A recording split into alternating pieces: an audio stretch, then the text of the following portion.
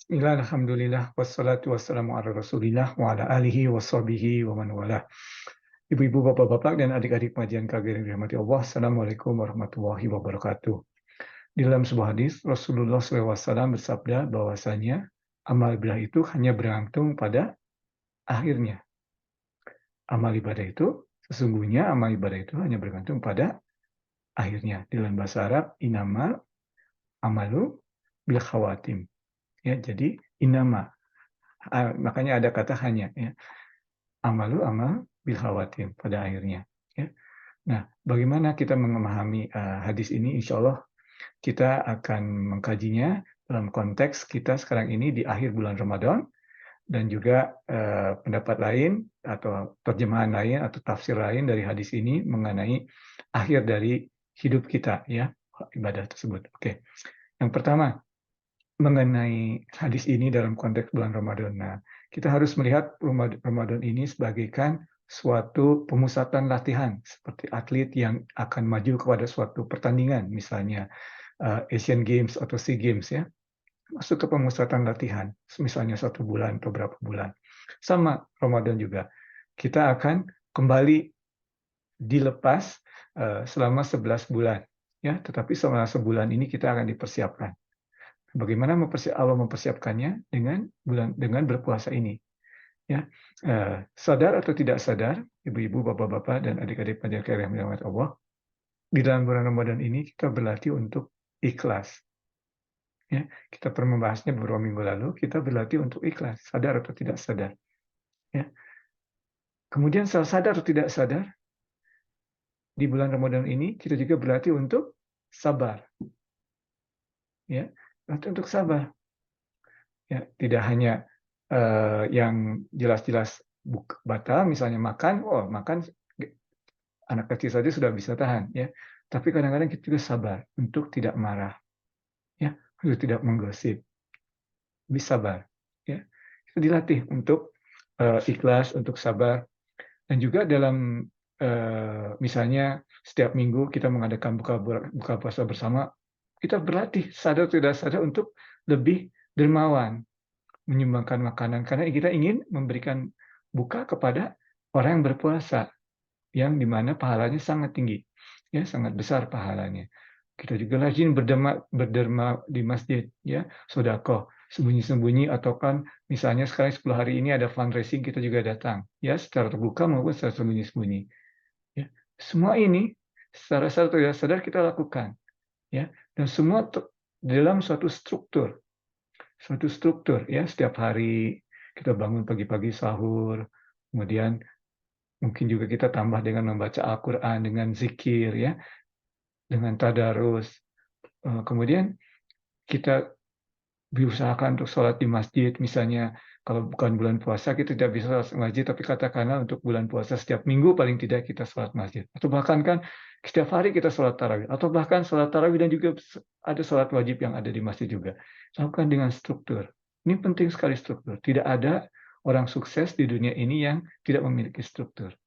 Ya, atlet yang sukses hidupnya teratur, pengusaha yang sukses teratur pembukuannya, ya, semuanya. Ilmuwan yang sangat sukses juga sangat teratur hidupnya, risetnya rapih dan sebagainya.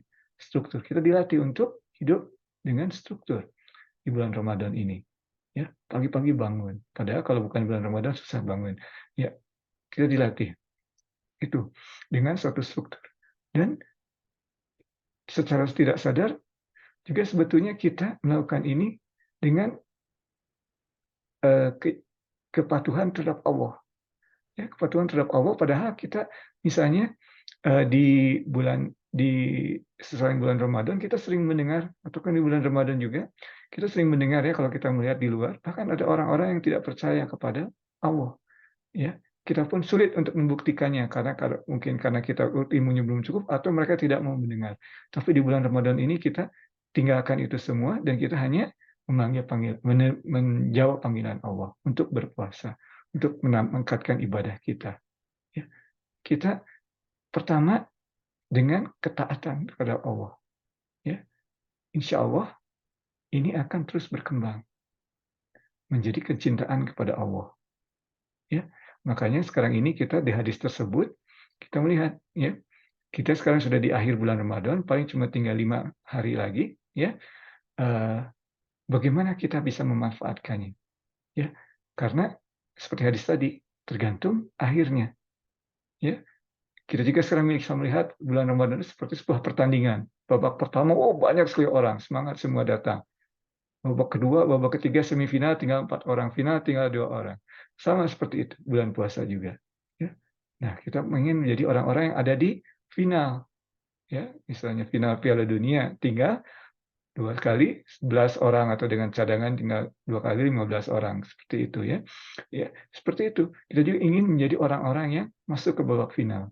Ya, seperti itu. Sesuai dengan akhirnya. Kadang-kadang kita mungkin insya Allah kita tidak, tapi banyak juga orang yang gugur di bulan Ramadan ini. Bahkan Irfan mendengar statistik dari New Muslim Circle ya, eee, sepertiga orang yang masuk Islam di Kanada ini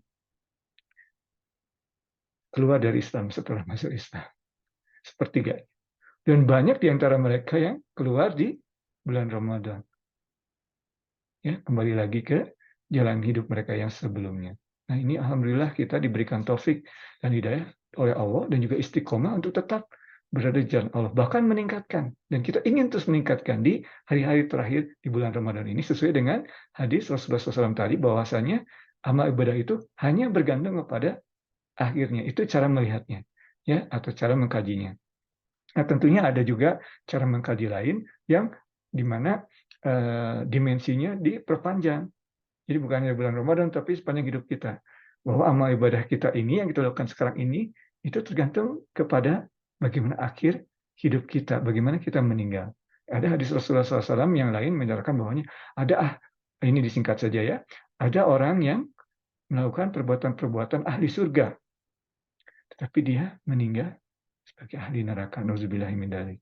Ada juga orang yang meninggal dalam hidup sehari-hari seperti ahli neraka, tapi alhamdulillah mendapat hidayah di akhirnya hidup dan meninggal sebagai ahli surga.